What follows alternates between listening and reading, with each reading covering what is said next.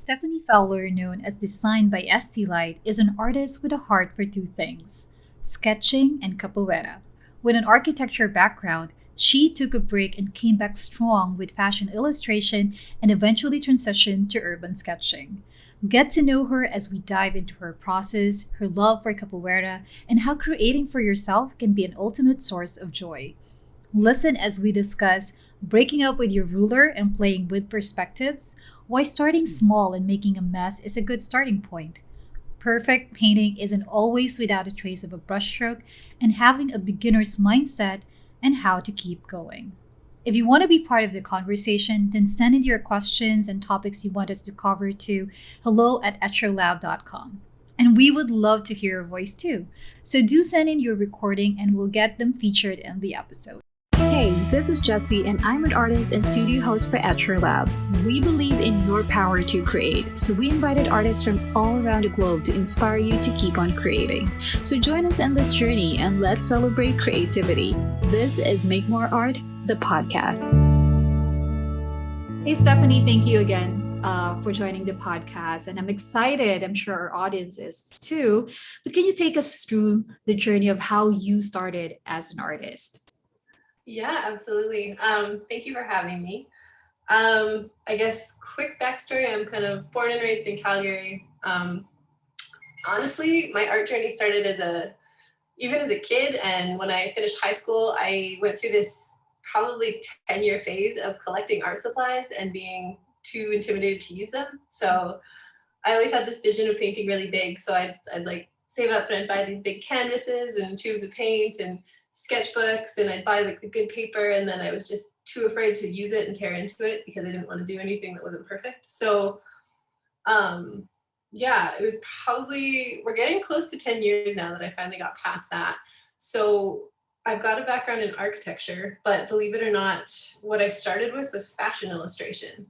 And it was kind of when Instagram was new and Pinterest was new, and there was another illustrator that I started seeing her fashion illustrations pop up. And they were just really cheerful, and they weren't perfect. They were kind of messy and really vibrant and full of life. And I thought, like, I could do that. Mm-hmm. So that was the first thing that really started to inspire me. And my husband, who's a web developer, he kind of said, okay, well, I'll challenge you. And if you can create 10 fashion illustrations, I'll help you make a blog so you can start putting them online for free. So that was kind of my incentive to start going. And then the other thing that was great with the fashion illustrations was that they weren't very big. So, this is my pencil that's like 6 inches tall. So I would start with these tiny little fashion illustrations. And if they weren't great, they didn't take me a ton of time. And because they weren't enormous, it wasn't a big deal for me to start finally developing this mental skill that I was like, I'll just turn the page and start a new one. So that definitely helped me to get going. But yeah, my architecture background really came into play. So around 2015, that was the first time I had ever heard the term urban sketching, and I kind of stumbled onto that. And that just really kind of brought home, like, this is actually what I love. Like I'd studied building and construction in school, and I've always loved just the look of like street scenes and trees and playing with perspective. So it kind of progressed naturally from there. So 2015, I moved into urban sketching, and that's more or less where I've been ever since. Thanks, Stephanie. That's really interesting that you started out fashion illustration. Of all the things. Right. When I was checking your gram, I was like, wow, her sketches are really good. And it's very neat as well. That's one thing that I've noticed.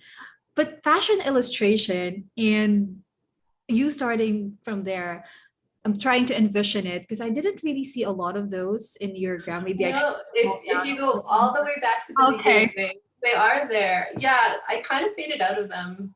Mm-hmm. Probably around 2014, I was starting to maybe lose a bit of steam with it. Even just realizing I wanted to put more of a background on my drawings. Right. And then, 2015, I wanted to get a little more active on my Instagram, and I just found urban sketching. So my Instagram handle is Designed by Streetlight, and I shortened that to just DBSL. Yeah. So I created this little hashtag for myself that was DBSL draws YYC, which is my city, Calgary. Mm-hmm. So that was kind of what got me, really going with the urban sketching and the architecture stuff. Okay. I'm gonna have to check that out, the fashion illustration. Always been fascinated with artists who can really draw sketches specifically for fashion, Yeah, because it has a different take into it. And like what you said, they're pretty small, but I don't know, I'm just drawn to that. But I've never really tried painting yeah. or drawing. Well, and a funny aside from that, Mm. because I was blogging with these fashion illustrations and I would use kind of hashtags to put it in Google, not really knowing what I was doing, just sort of following what my husband said with web development. Yeah. Um, but even today, randomly now, I will actually get calls from retailers in Calgary, and I will go and I will do fashion illustration at some of their events. So Mm. that has had this really surprising spin-off. So I've done it for like Saks Fifth Avenue. I worked with Philosophy Skincare. Uh-huh. Yeah, like some like pretty big names actually. David Yurman, like the Big jewelry. fan, yeah. So yeah, like they've brought me in to work with them for a day. Kind of, if there's a Mother's Day or a Father's Day event, you do quick illustrations on site of the family. So that surprisingly had its own little spin-off with just kind of a career.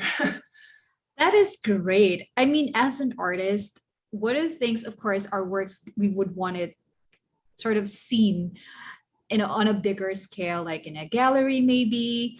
But being hired by a brand is another sort of way of scaling our art. So how did you end up being sourced by those brands?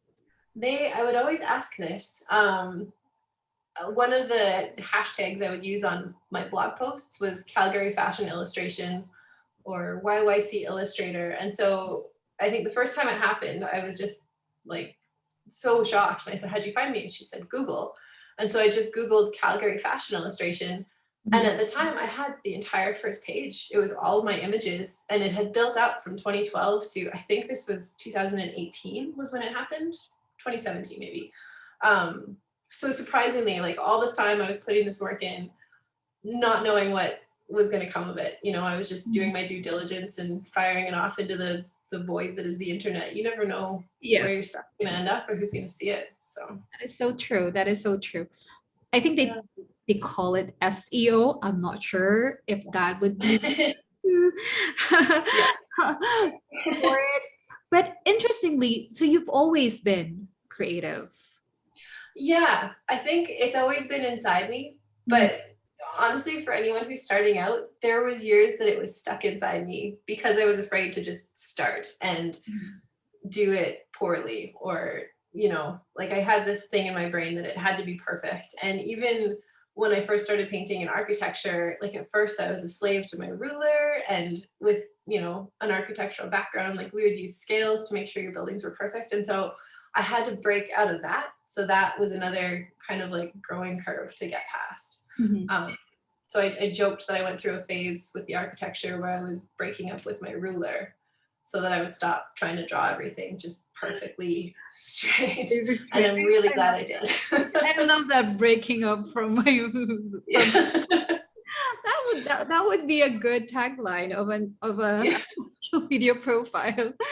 Yeah. That is very witty. I love that you pointed out like breaking away from achieving or trying to achieve perfection, because I think it's a common theme with artists. We tend to be very critical with our work. Yeah. Okay, you said that you sort of broken up with your ruler, Yeah. and there was a time that it was stuck inside of you. How did you really break away from that? Yeah, well, I think the initial band-aid came off. It was definitely discovering this fashion illustration. And it was so funny because at the time I didn't draw, but I kept seeing this other artist and I would show my husband and he was just like, "You could do that." And he hadn't even seen my work, Mhm. but it was the challenge. And I think this is for anyone, like it's starting small and maybe start with like, just a sketchbook that if you're not happy with it, turn the page. I think that was part of my problem too, was that I wanted it to be perfect, but I was buying these huge canvases because I wanted to create these big masterpieces. And Mhm. that's paralyzing when you don't know where to start or you're worried about making a mistake.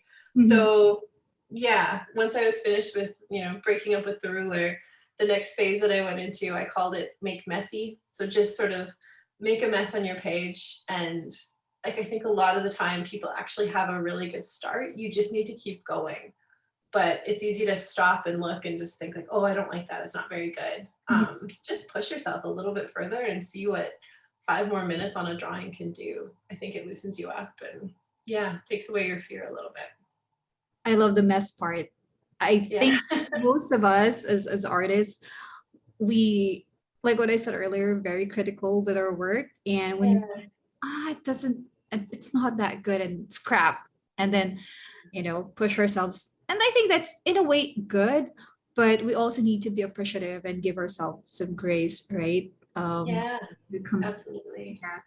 I also love the part from your story, Stephanie, that your husband has been a major, I guess, He's like my influencer. cheerleader. Yeah. Yeah. I mean, growing up, has art and creativity something that you have been encouraged to do, or you live in an environment where it's, it fosters that kind of mindset that, okay, you're free to create, you should do.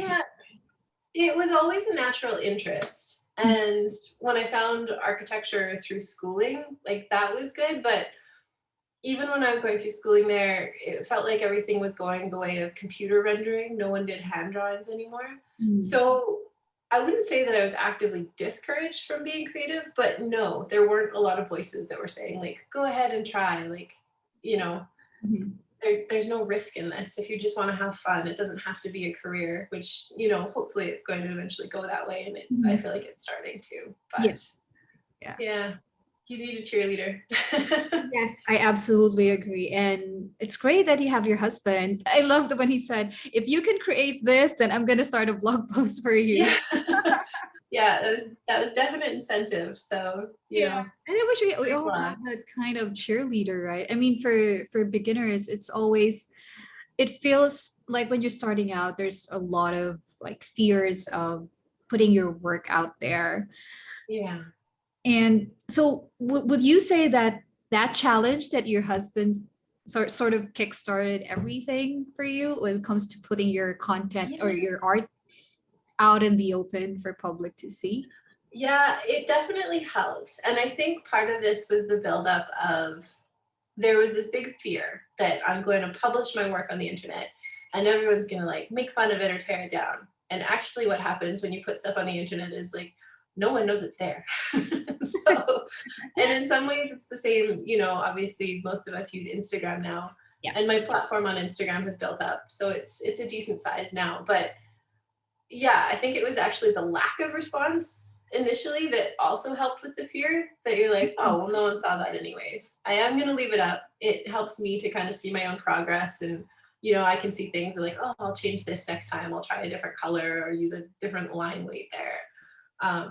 But yeah, getting over the fear of posting, I think you think you're going to post it and people are going to laugh at it. Mhm. But in actuality, they probably don't see it at first. So it's not necessarily that you're being ignored, Mhm. but you're not quite noticed. So you have all this like space where you can start to build your library, you can build your Mhm. portfolio and Mhm. your confidence. Mhm. And by the time someone notices, you might actually have a good sized body of work up. So I love that mindset, Stephanie. And I do hope that for artists or anyone, enthusiasts and beginners who are listening to this, can capture what you just said.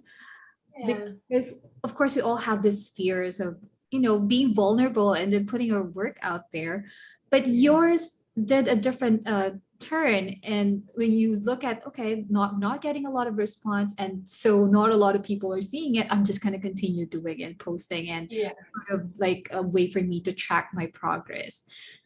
I think that, yeah, you're absolutely right. That takes that fear away from you because you have that kind of mindset. But for others, it's the other way around. Okay, no one is seeing it, then maybe I should not post. Yeah. So it's no good. Yeah. Uh, so anyway, so yeah, that is a really good point. Now, okay, so fashion illustration, and then you move to urban sketching, and this is what I would really like to dive into more. Sure. So how did it all start again when you switched to, because from fashion and then like a total, I wouldn't say 180 maybe, but No, like a natural curve. I yeah. think Yeah, well, I think because Pinterest was this other thing that I would use to get my inspiration. I would see like street style photography for fashion figures. Uh-huh. And then, yeah, it seems so funny to me. I don't know how, because I feel like I was creating for a good 3 years before I ever heard the term urban sketching. Mhm. And it was probably Pinterest was the search engine that was the first time I saw one. Right. And it was similar to how I had attached to the fashion illustration, that just like it was so beautiful. And I couldn't even tell you who the first person's work was that I saw. Yeah. But I think what I liked about it was similar to the fashion illustration. It wasn't perfect. It was kind of messy. And, like art looks amazing when it's really loose. And I think I've seen a quote that says, like, oh, a perfect painting, you can't see a brushstroke. And I actually don't agree with that. I love when you can just see like random streaks of paint or like a swipe that it just looks like it was done so confidently. Mm-hmm. And it doesn't look like a mistake. It looks deliberate. It looks like it was just, adding character to a drawing, whether that's a person or a street. Right. So yeah, but I did go through the same sort of paralysis at first where I was, just like looking at all these images of other people's drawings. And then I don't know what the switch was finally to just like, okay, enough, like just grab one, draw it, see what you can do with it. And I actually started out when I was doing my first urban sketches, I was using markers instead of watercolor paint. Uh-huh. And then just gradually switched over to watercolor paint. And that I found that it was really quick because markers they take up a lot of space when you're working with them. But watercolor is so small and portable. And, here's my watercolor studio. On your ground. I was like, I had a similar, but mine is like this one. Yeah, so this has always been my travel buddy. Yeah, totally.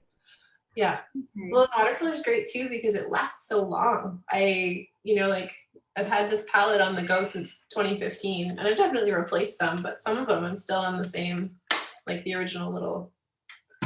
Right. Yeah. So you said markers, and then you switched to watercolor. Have you tried other mediums aside from watercolor? So this is a really recent development, and I haven't put it on social media yet, but for the past couple of years, I think it's that desire to start painting bigger. So I'm just starting to play with acrylic paint now. Oh. And this has been really fun, and I've been at it for maybe 2 months, maybe even less than that. Mm-hmm. And it's really funny to kind of have to learn it all over again.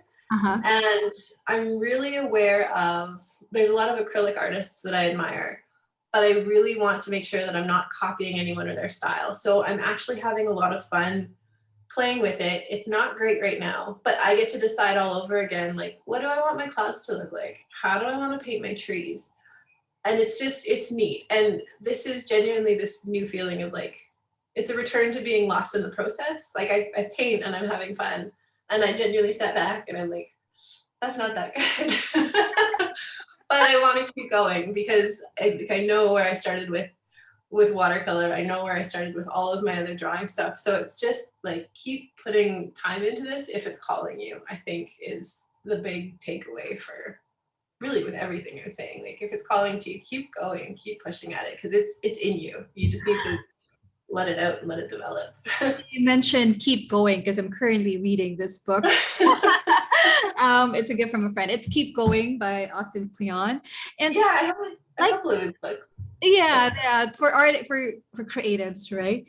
And like what you said about now that you're enjoying acrylic, starting out, and you said that you're enjoying the process. Sorry, you're enjoying it more for just the sake of creating it, not really more for the process. Yeah. I love that, Stephanie. Because sometimes especially when it starts to become when you're getting the commission works and all that, it starts to feel like, of course, it's a business now, creative entrepreneurship, but sometimes it's fun to just create. Yeah, and I think that was exactly something that was happening. Last year with the pandemic, I sell my watercolor prints on Etsy, and I was surprised, but all of a sudden I started gaining really good traction. Right. And that's incredibly exciting. But what was also starting to happen was that everything I went to paint, it was with this mindset of like, oh, if I'm going to sell it, it needs to be something that other people enjoy. Mm-hmm. And that was starting to take away from it a little bit.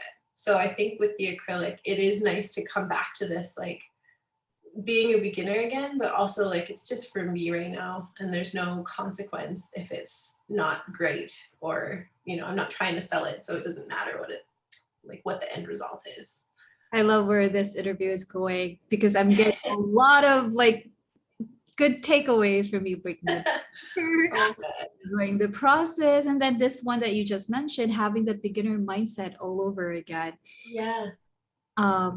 And because when you have that mindset, right, you start to be more open to learning because okay, I'm a beginner and then I would like to learn more. Yeah, no, absolutely. And just the difference in using watercolor versus using acrylic, like in some way the processes are almost different. Like Yeah. I think with acrylic, I have to start with the background and move forward. Whereas with watercolor, I kind of put what needs to be in the foreground first and work backwards. And so, yeah, it's just this really fun, I'm painting something and I'm like, okay, note to self on the next one, do it differently. Try this instead. That is so good. You're seeing the differentiation between those two mediums. Yeah. It's kind of hard to transition really because they are so different. Yeah. Well, and I feel like it was calling to me for about a year and I just ignored it or didn't act on it. And then I was kind of doing an art supply run this year and it was, we were just allowed to go back into art stores and I had someone helping me find stuff, and finally I'm like, can you show me the acrylic section? Like I just want to start playing. And so she kind of gave me like a starter kit and brushes and I was like, okay. Finally gave in and opened that door. Okay, acrylic. Yeah, I'm ready now. Let's try. Okay, so with urban sketching, I know that you will be teaching with us sometime in August. Is that something that you will be teaching with Etcher? Urban Yes. sketching? Oh. Yeah. So I feel like the style that kind of developed out of me, especially once I stopped using a ruler for everything with urban sketching, was this natural like play with perspective. And so yeah, this is funny. So again, I have this architecture background where it's like, buildings are straight lines, they're perfectly proportioned. And once I kind of let that go with my art, I started having fun with building shapes. And so they're not hugely exaggerated, but it gives them kind of life and expression when your lines of your building aren't perfectly straight, when they kind of like go out this way, or like you can really play with things. And as weird as this will sound, I've been working on drawings before where I was like, oh, I'm not sure if that's believable. And then I kind of just find this voice inside me now that's like, if you believe it, people will like understand the concept. Like they're not going to be like, oh, that's too weird or something. So yes, ultimately for my workshop, we'll be going back to, I went to Amsterdam in 2019 with Urban Sketchers. And so I still have a lot of photos of places that I didn't get to sketch. So I've selected one from my trip. And so when we do our workshop together, I'm going to start with kind of a single building. And then as we go to the longer workshops, it'll progress to basically that block of houses. So what I want to teach is just a really loose, like 2-point perspective, but kind of how to play with it. I feel like you want the general rules of perspective just to like put them in your pocket, but you don't need to like live and die by them. So if something's not perfect or perfectly right, like that's okay. You're still going to create fun, exciting artwork out of that. Love that point. Even though it's not perfect and that it's still that is a and I'm excited for the workshop, Stephanie. I'm sure our audience and the people who will be signing up will be learning a lot from you, especially with urban sketching. I'm not good at sketching. I've also tried urban sketching. We have one in Singapore as well. Yeah. It's fun. It's fun really because more than the painting, I think you touched on this. It's a community of people. Yeah, absolutely. Yeah. And speaking of that, another interesting thing that I learned about you is that you do, I hope I'm pronouncing this name right. This is so new to me, capoeira.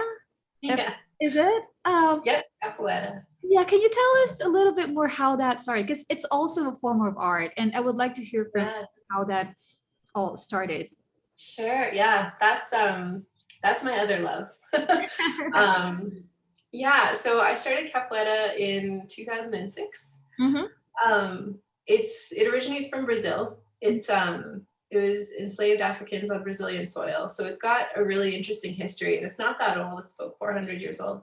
But a girlfriend of mine had gone to Brazil and she saw it there and came home and started practicing it. And so she took me to a class. I had never seen it in my life and just wanted to give it a try. And it's so funny that you say that because there's so many similarities. Capoeira, it's a martial art, but there's a lot of improvisation in it. And you're taught to use it like a conversation. So there's no set response to what's coming your way. So you play with another person, but kind of like art, like you improve on it by repeating and doing things more. And I actually teach that now as well.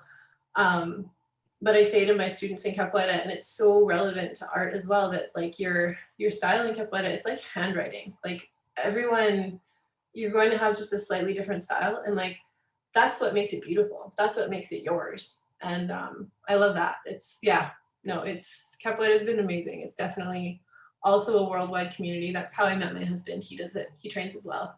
Ooh. And yeah, we've traveled all over the world now doing both capoeira and sketching. So I love that. And you're so good. Thanks for giving me a background of it. I was sort of researching as well, and I saw that it has been in 2014. It has been it's a cultural heritage for UNESCO. I was like, wow. Considering it was marked as illegal in the 19th century. Yeah, it was on it when I was researching about it, and I find it fascinating because it's a combination of dance and martial music, and you were so good. It likes when you would move. It's like, wow, it's so smooth. And oh, thank you. And of course, it's another form of art. So a question for you, Stephanie. And I've heard this from other artists as well, that when you're doing something like an art and you started getting sort of turning slowly into a business, is that you try and look for something else that is sort of like your hobby. Is that something that you would agree on or have a different perspective on? Yeah, I would say that's really interesting for both, honestly. With my artwork, it definitely started out for me. And it was a dream to, when I started selling on Etsy, and just to put a footnote there, like I had my Etsy shop open for, I think, 9 months before I made one sale. And that was really exciting. So to see where it went last year was so exciting. And it kind of put me in this like uncharted territory of, like I could do this full time one day. Right. Which is incredible. Whereas capoeira, it's been like a natural growth, and I do teach it now, but I would never seek. There are people that want to do it as a profession or open schools. My husband's one of them, but I guess it's knowing where you want to push and where you are content. And so with capoeira, I will always be happy as a student. I teach it and I like that I can pass it on, but I would never, I guess, for me, that would remain my hobby. Whereas with art, I think I do see that turning into a career. Yeah. So, yeah. Good point of view. Thanks, Stephanie.